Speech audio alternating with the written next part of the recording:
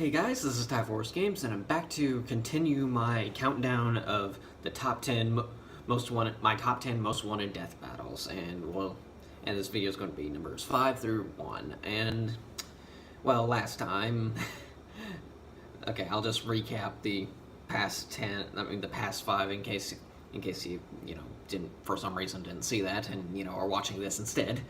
Number 10 was Bill Cipher versus Discord. Number 9 was Thanos versus Darkseid.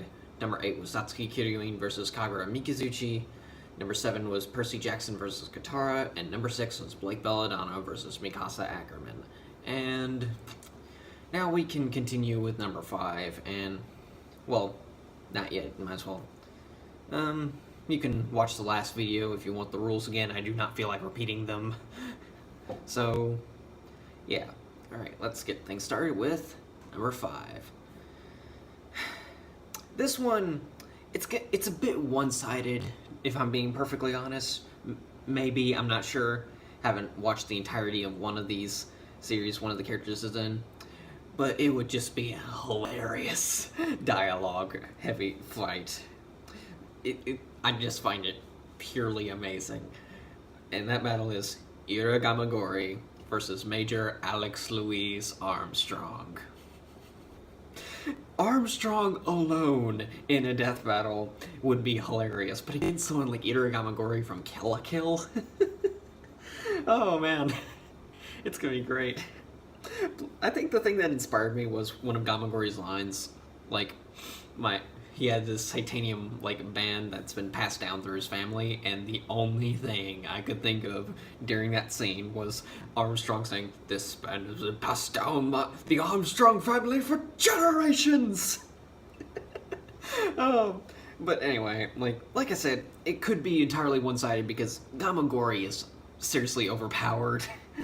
Well, pretty overpowered, especially with this titanium armbands. But then again, Armstrong has alchemy, so who knows.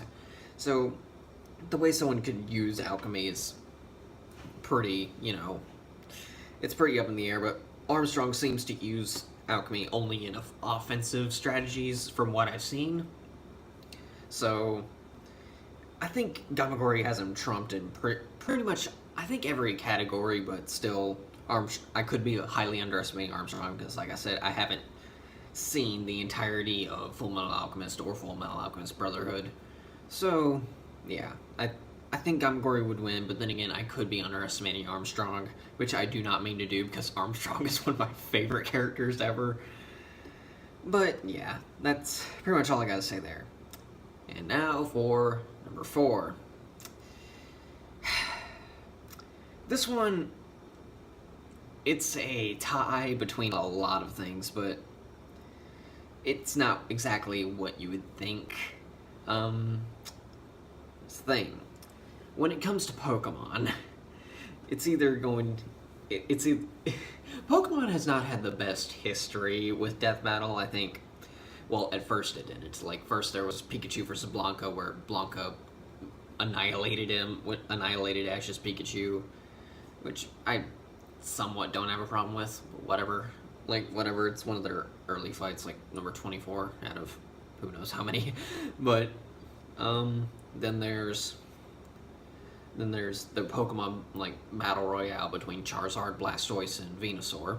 I'm so sad Venusaur lost. Venusaur was my favorite. And then there was Mewtwo vs. Shadow, where up until that point, the only thing Pokemon could win was against itself. And then there's Mewtwo vs. Shadow, Mewtwo won. And then, Lucario versus Ren. Oh wait, then there was, Pokemon versus Digimon was basically Red and Charizard versus, Tai and Agumon, I think. Whatever. But, yeah, and I was so sad because that would have been, the third Pokemon battle they've had. Third death battle they've had with a Pokemon, where it was just, and up until that point, up until Mewtwo vs. Shadow, the only thing Pokemon can win against is themselves, because Pokemon Battle Royale. But then along came Mewtwo vs. Shadow, Mewtwo won, and then Lucario vs. Renamon, Lucario won, so I think they pretty much made up for it. But now, along with the Battle Royale idea, it's always been a heavily requested that they do the Generation 2 starters this time. However, well, technically the Generation 2 starters Battle Royale is number 4, but along with it are pretty much all of the starters. So, number 4 is the Pokemon Starters Battle Royale. I don't care which set they do in what particular. I'm guessing Generation 2 is going to be next, and eventually they're going to get to Generation 3, the Generation 4, the Generation 5, etc., etc., etc. But yeah, number 4 is pretty much any of the starter battle royales, whichever one, whether it be Generation 2 or Generation 3 or, like I said, etc., etc. But yeah, I'm gonna quickly go over which generation, all the battle royales on this one, just kind of give who I think would win. So first of all, we got Generation 2, which is Typhlosion, Feraligatr, and Meganium. Well, it's really hard because this is the only generation, ever, to have their pure forms. It's fire, grass, and water. Unlike Generation 1 and all the other generations, who at least two of them have a secondary typing. Wait, no, at least one. Sorry, for Generation 5 is kind of a weird thing, but anyway, so I thought about which ones who would be most likely to win, and since Death Battle includes all of their movesets, it's gonna be pretty hard to so I dug in a bit myself, and I figured, okay, just like last time, the grass starter is out first, because while Meganium is a tank, I don't think it's going to be able to stand up against Typhlosion and Feraligatr, and Feraligatr can learn Ice Fang, which is super effective against grass types. If it comes down to type advantages, yes, I think Meganium would be out first, though it would take quite a long time. Much longer than it took for Venusaur, but then it would just come down to Typhlosion versus Feraligatr, and once again, a water type would win.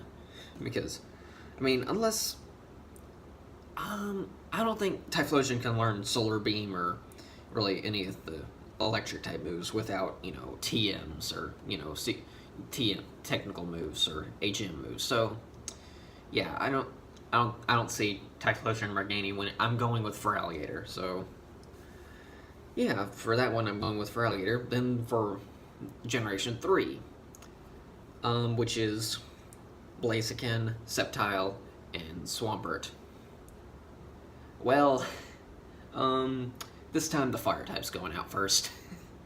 And because I don't know, mainly because Swampert is both water and ground type, which works in its favor in this battle, but also works as a disadvantage in this battle, and because pretty much all of its moves are going to be super effective against Blaziken, and after that, well, then you get Sceptile, who's pretty much fast enough to pretty much dodge anything Blaziken could possibly throw at it, and so after Blaziken's eventually taken out by Swampert, it's gonna be Swampert versus Sceptile, and Sceptile's gonna annihilate Swampert, simply because grass type moves are quadruple effective against water and ground types. So yeah, there's that. Then there's Generation 4. Poor Empoleon. Empoleon got the short end of the stick when it comes to that starter battle, because okay, Empoleon is a water and steel type, and Fernape is a fire and fighting type. And not only that, Torterra is a grass and ground type. So the other two starters have a huge advantage against Empoleon, so I don't see Empoleon winning any battles. It knows some flying type moves like Drill Peck, but I don't think it's gonna be able to get them off on either. It could get it off on Torterra, but I don't see it doing any major damage to. Well, it could do major damage to Torterra, but After that, it would just be, Torterra. It would come down to Torterra versus, you know, it would come down to Torterra versus Infernape, and that's where I think Infernape might win. But then again, Torterra is also a ground type, could know Earthquake, but it, it's a very,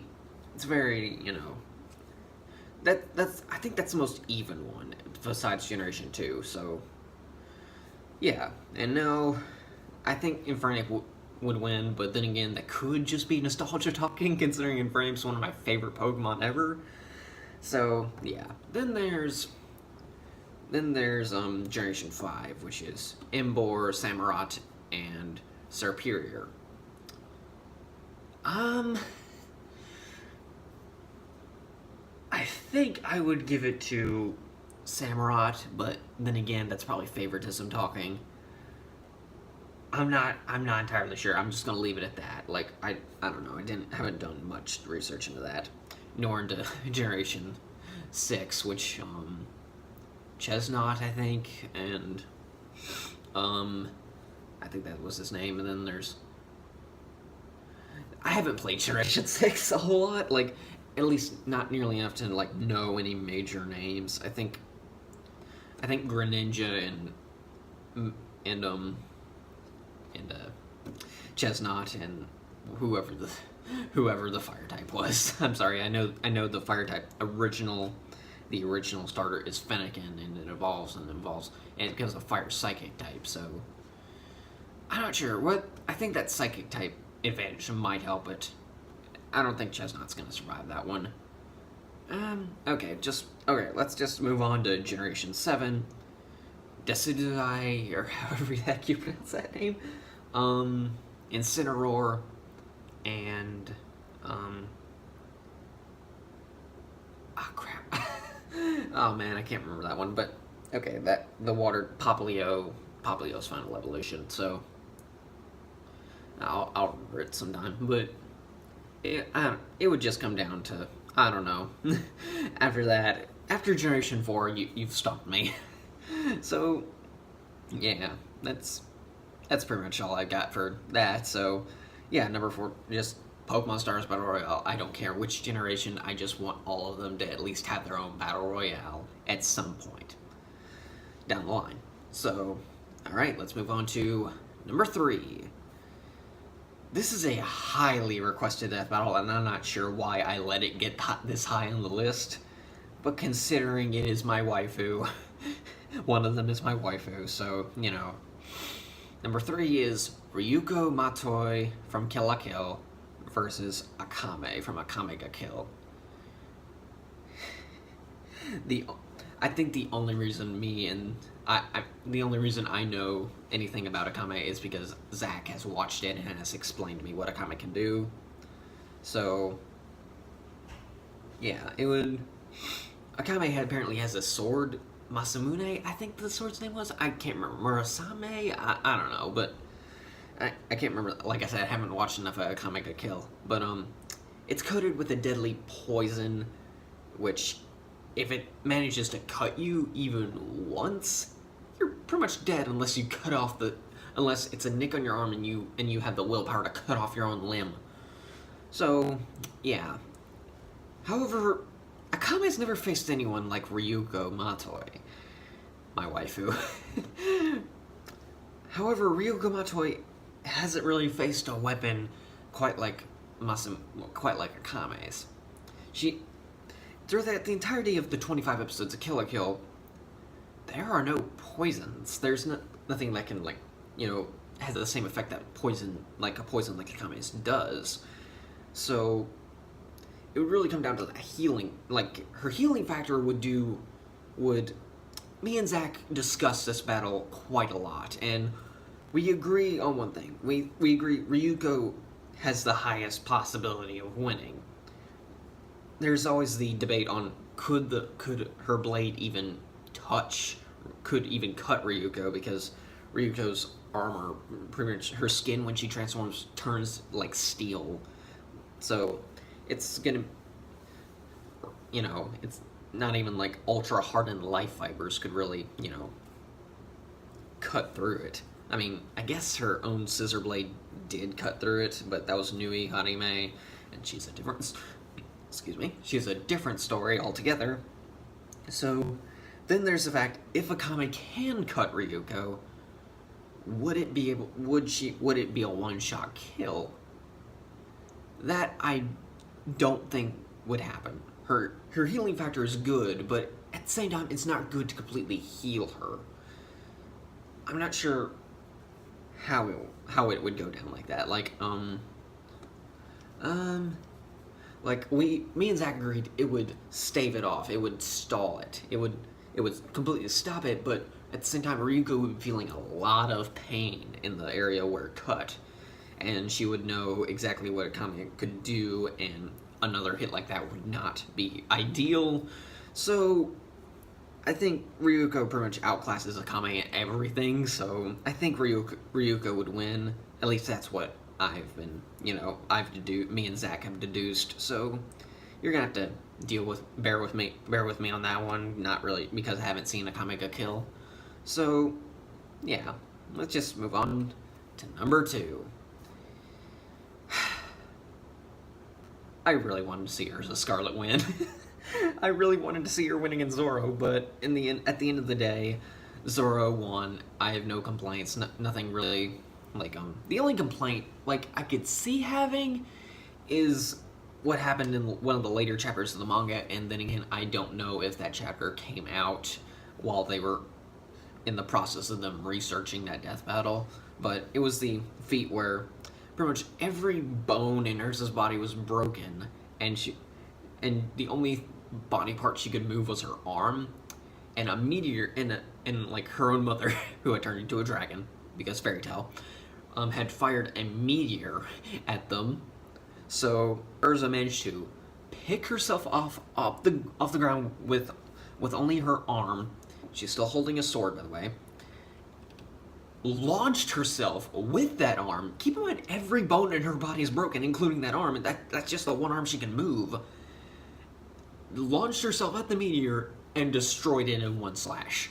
That's the only possible, feat I can see that could top out Zoro's, mountain slash feat. But at the same time, I'm not sure any science behind that, so for all I know, Zoro could still possibly win, even with that feat in mind. But enough about Erza Scarlet versus Zoro. So, I really wanted to see Erza win a fight. So, a death battle. So I scoured who could possibly, face her. I came across a lot of stuff, like Pure Nikos and just other people. None of them really fit for me. Pure's,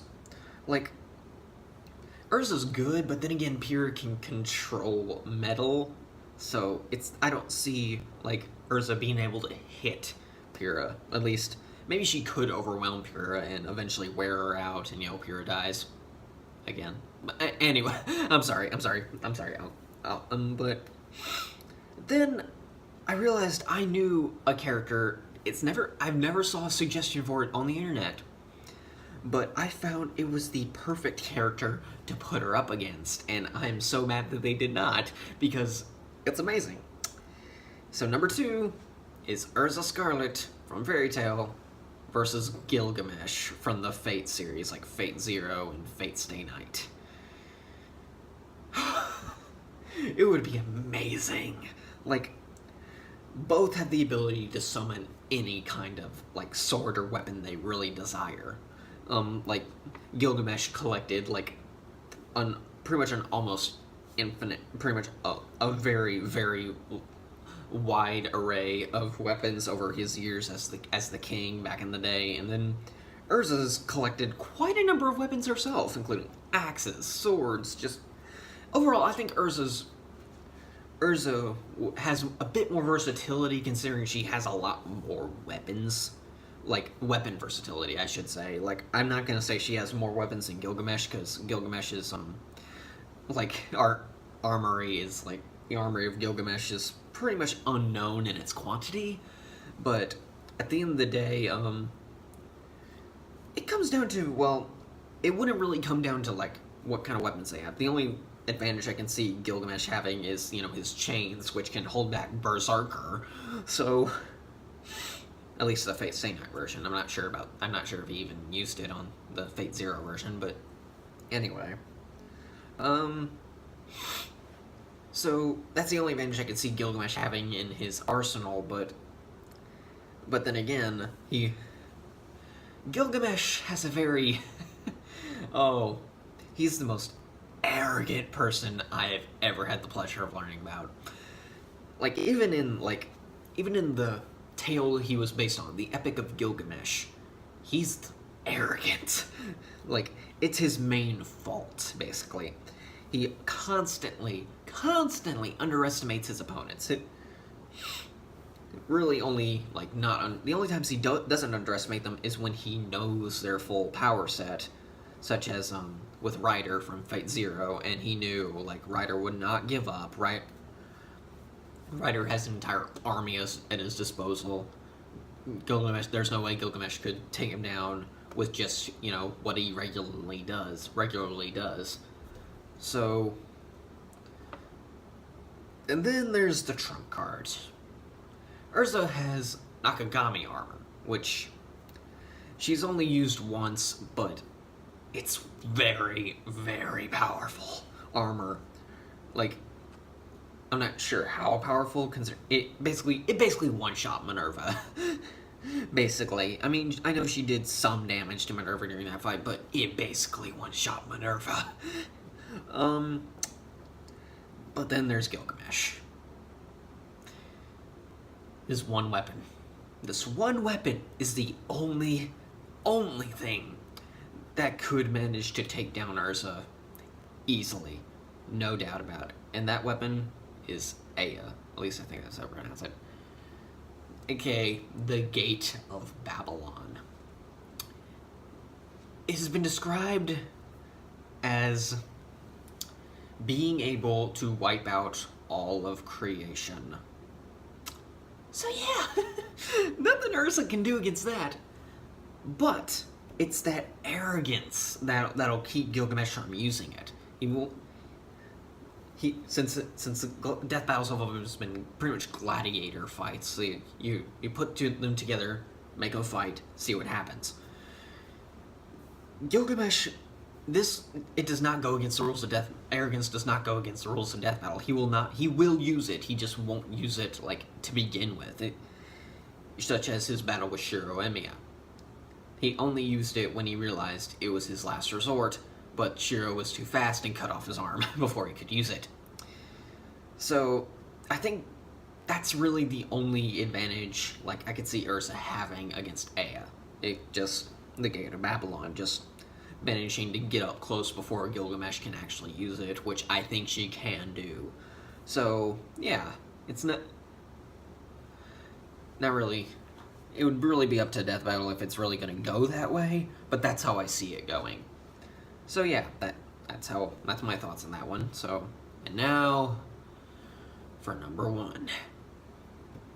I have been wanting this death battle ever since I pretty much started coming up with who I wanted to see in death battle. And my problem is one of these characters is already highly requested with someone else, and that makes me so mad because these two just seem like the perfect match for a death battle. I can't come up with a winner. They have similar personalities. In fact, I smell inspiration for one of them. And, well, it just seems and they've never done a concept like this before. Whereas they've already done that other highly requested death battle. They've already done that concept before, and it would just kind of be repetitive for me. For a lot of people, really. And number 1 is Rouge the Bat from Sonic the Hedgehog versus Catwoman from DC Comics. You already know what that highly requested death battle is now, and that would be Black Cat from Marvel versus Catwoman from DC. I don't want that. I really don't want that. Just because Rouge the Bat versus Catwoman. It makes so much sense once you start thinking about it. they're both jewel thieves. They pretty much both have the same personality. They both flirt with the edgy characters. Catwoman with Batman, Rouge with Shadow, and sometimes Knuckles, but you know. And I don't see either of them with the stronger advantage, except for maybe Rouge. And even then, I see her barely having an advantage, because Rouge, as her full name implies, is a bat, and she has wings and can fly. So that would, but since Catwoman's pretty agile, I feel like flying would only give Rouge a slight advantage in mobility, and that's really the only thing I can see Rouge having in her own favor. It's a very even death battle, but then again, I'm not even looking into Archie comics, so you know, for all I know, Rouge could have done some crazy things within Archie comics, because every one of the Archie comics has done, each character done amazing things that really shouldn't have happened. But anyway, Rouge has, like, the only weapon Rouge really has other than her own 2 legs, which, oh, by the way, her legs are as powerful as Knuckles' punches, which is very powerful. Or kicks are as powerful as Knuckles' punches, I should say. She has, like, fake rings, kind of like what Tails has, except just fake rings that can pretty much stun your opponents, so, which is, and, well, Catwoman has her whip, so it's that whip that kind of gains her edge over Rouge's mobility, but Rouge also has those fake rings. It's a very close death battle once you start thinking about it. Like, oh my gosh, I cannot decide a winner. Maybe you guys can. Like, help me out here. I really want to decide a winner, which is why I'm so much requesting it to death battle, because it just makes so much sense. I've been wanting to rant about that for a while now. So, yeah, that's really all I gotta say. So, yeah, that was my top 10 list, and hope you guys enjoyed. And just as a recap, number 10 was Bill Cipher versus Discord, number 9 was Thanos versus Darkseid, number 8 was Satsuki Kiryuin versus Kagura Mikazuchi, number 7 is Percy Jackson versus Katara, number 6 is Blake Belladonna versus Mikasa Ackerman, number 5 was Irigami Gori versus Major Alex Louise Armstrong, number 4 was Pokemon Stars Battle Royale, all of them, number 3 is Ryuko Matoi versus Akame, and number 2 was Ursa Scarlet versus Gilgamesh, and number 1, Rouge the Bat versus Catwoman.